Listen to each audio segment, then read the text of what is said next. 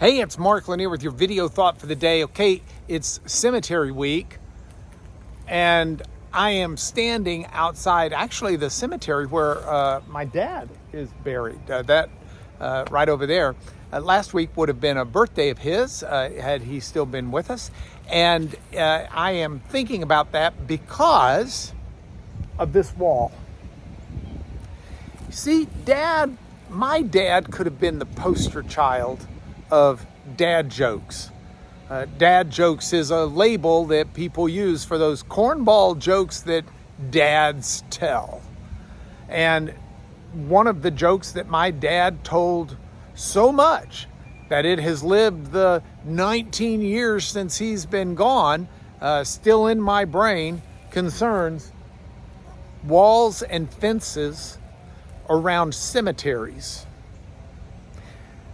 Dad would always be quick to say, "Do you know why they have to put walls or fences around cemeteries?" And then after a pause, he would say, "Because people are dying to get in there." Dad jokes. Now, I want to talk about this as part of Cemetery Week, but not simply because of dad jokes. I want to talk about it because of the parapet wall or the fence. You see, in Deuteronomy 22, there's a very interesting passage of scripture.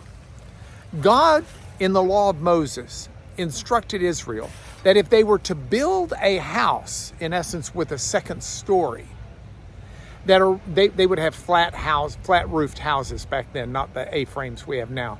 So a lot could happen on the roof of the house. You could erect a tent almost and have shade. You could go up there during the evenings or the cool of the day. You'd have this rooftop. And one of the things that was set out in the law of Moses was that if you've got a second story a rooftop like that you must build a wall around it. The reason why is so someone doesn't accidentally fall off the roof and die. Now, if you think about this for a moment, it's interesting, maybe architecturally, but what I really find fascinating is the way some Jewish rabbis have extended this thought. They've extended this thought to try to help people understand that God was saying that you will make advances technologically. Whoa, gnat. You will make advances technologically that enable you to build multi-story dwellings or build dwellings with a roof that you could actually stand on, high enough up to where if you fell off, it could kill you. And God says with that technology comes the need to safeguard the technology. In other words, just because you can build a multi-story house with a flat roof doesn't mean you shouldn't do it responsibly and safely. Now, you may be wondering, where on earth am I going with this? And let me tell you, there is a clear instruction from God that we are going to make advances in this world. I'm thinking artificial intelligence to driving cars.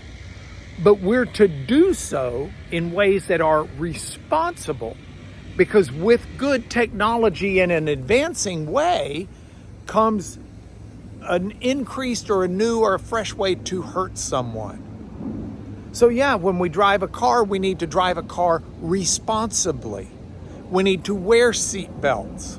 When we figure out how to build something, it doesn't hurt to lock our doors. That's not an indication that you lack faith. That's an indication that you trust in God's instruction to use technology wisely. So I don't know what your dad jokes are, but as we are finishing up this week, I want to urge you to live responsibly with whatever it is you've got in front of you. If you're driving a car, drive it responsibly. Don't drive under the influence. Don't drive if you're tired. Don't drive if you're not able to focus and concentrate. If you're working with machinery, do it responsibly. If you're working in the kitchen, don't do it irresponsibly. If you've got children around, put a fence around the pool. If you've got children around, be careful with the access to poisons and things like that. Keep your medicines away from where people can get them. Lots of things we need to do if we're going to be responsible with technology. It's biblical. It's as old as dad jokes. So with that as your video thought for today, I'll finish up Cemetery Week tomorrow.